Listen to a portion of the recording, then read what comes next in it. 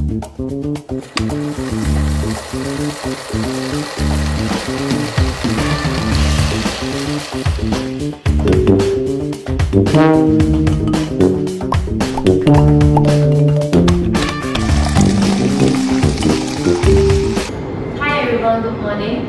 My name is Farah and we have Aiman, Aina and Iman. Today we will be discussing our forum with the title of Parental Neglect.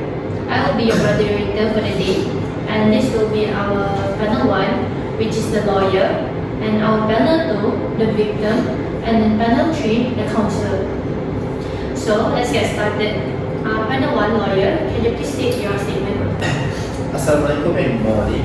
Parental neglect is considered a form of child abuse under the law, and it can have a serious legal consequence. Neglect can be broadly categorized as a failure to provide a child with the basic needs such as food, shelter, medical care, or education.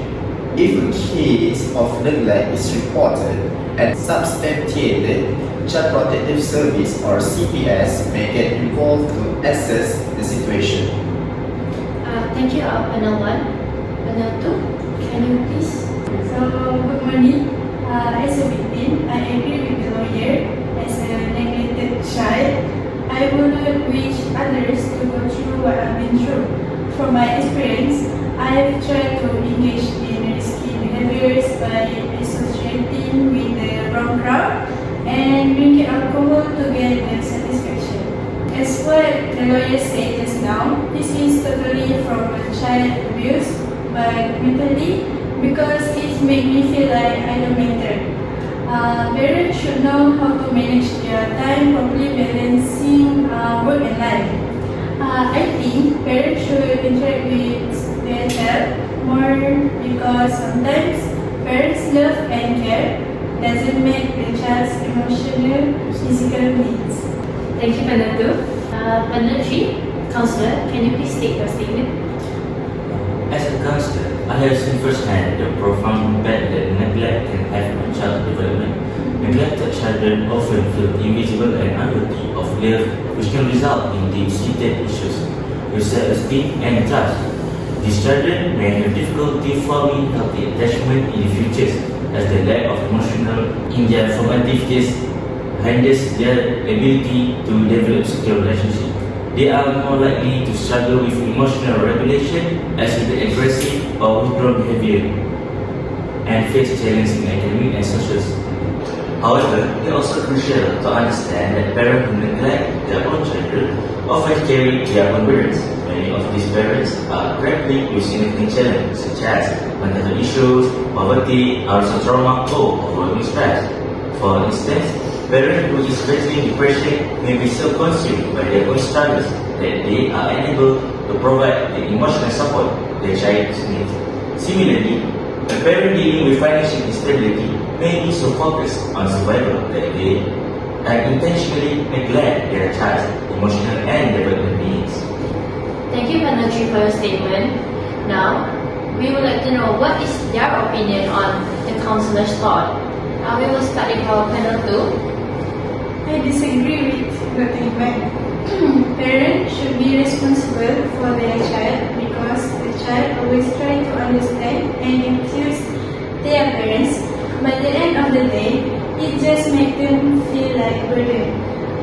As a student, we face challenges every day and going back home with hopes of getting comfort because home is a place where we should feel safe and comfortable.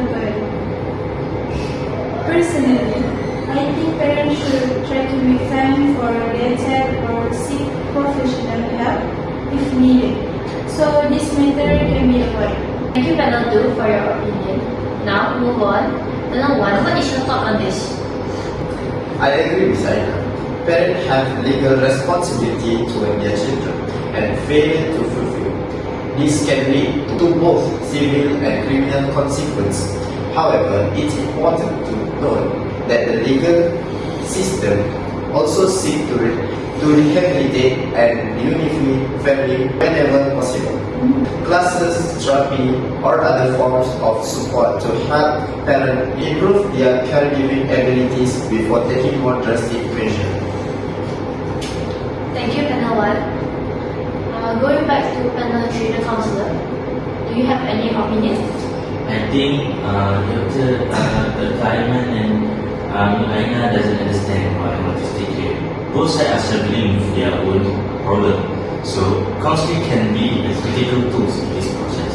By working with parents, counselor can help them identify and address the underlying issues that contribute to neglect. For example, a parent struggling with trauma might benefit from therapy or process their experience and learn healthier coping mechanisms. A parent facing financial difficulties might be connected with community resources that provide support for housing, food, or employment. Thank you, panel 3. Conclusion. Well, as we all know, everyone is struggling with the current financial economic state. And we know that parents are mostly struggling with work, trying their best to support their child and family, household, paying the bills and putting food on the table and so on.